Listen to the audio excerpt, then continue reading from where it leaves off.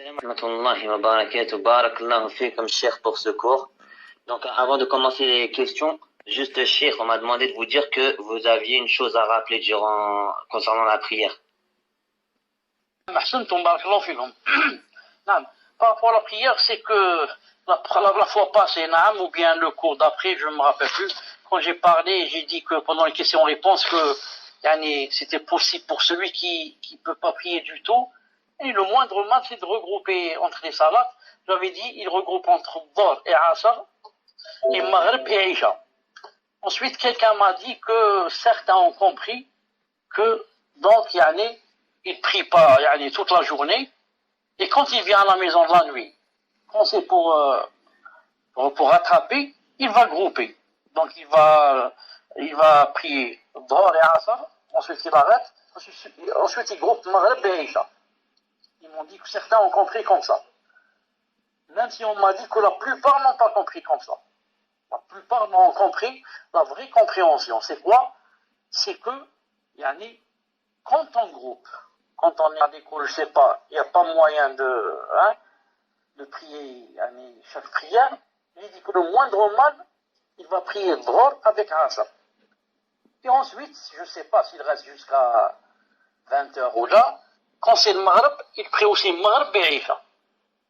Sinon, en principe, il va grouper la plupart du temps Dhuhr et Asr. Et le Maghrib, je suis sûr qu'il sera à la maison, il va prier le Maghrib tout seul et l'Isha tout seul. Mais s'il arrive à la maison, khlas, c'est la Isha, donc il prie Maghrib et Isha. C'est ce que je voulais dire. Ensuite, on m'a dit aussi que certaines personnes disent que... Attendez, je relis ça très vite. Qu'est-ce que disent ces personnes? Une seconde.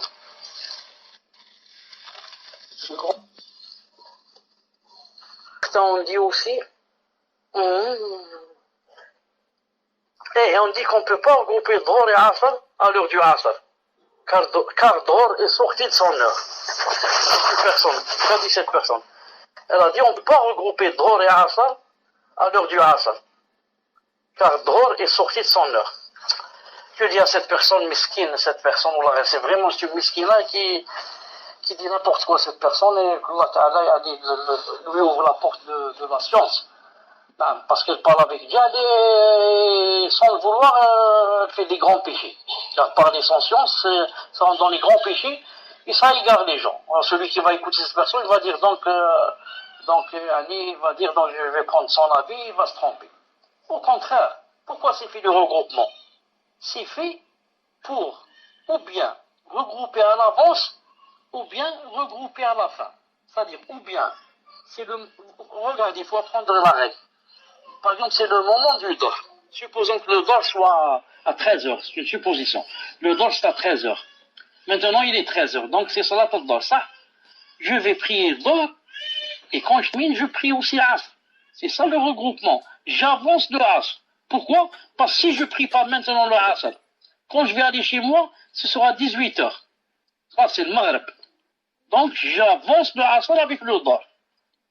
Mais si par contre, ce n'est pas le moment du Dhuhr, il n'est pas encore rentré le Dhuhr. Non. Et maintenant, je vais par exemple voyager. Je vais monter en avion, il est 11h. Le Dhuhr, c'est à 13h. En montant en avion, il n'est pas encore rentré le temps du Dhuhr. Non. Qu'est-ce qui va se passer? Donc, je ne peux pas prier maintenant le Dhuhr et Asr. Le Dhuhr lui-même n'est pas mon. Et quand j'ai le 18, là, c'est le temps du Asr, qu'est-ce que je fais?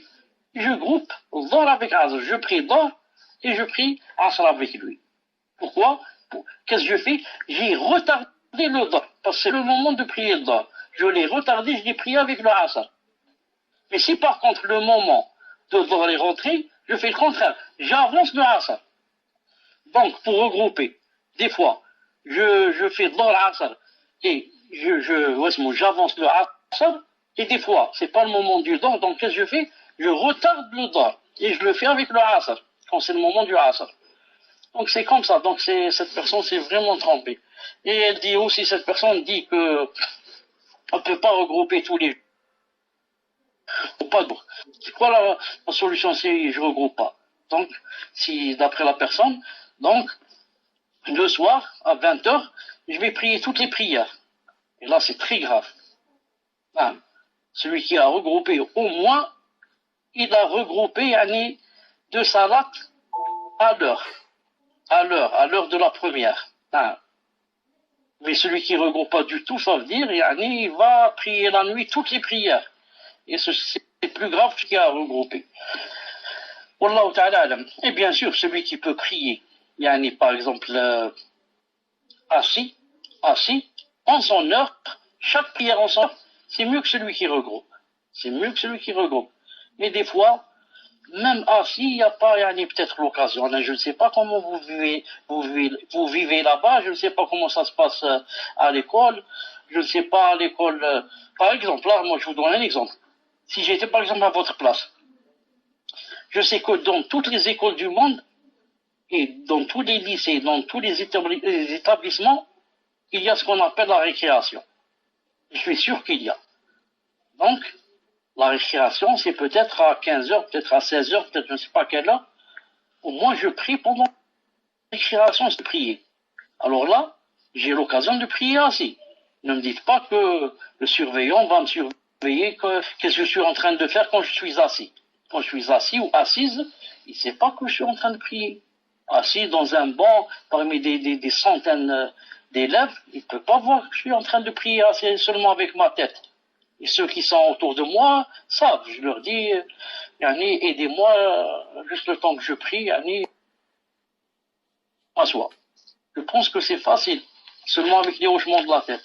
Wallahu ta'ala alam, c'est à vous de voir. Tfadal.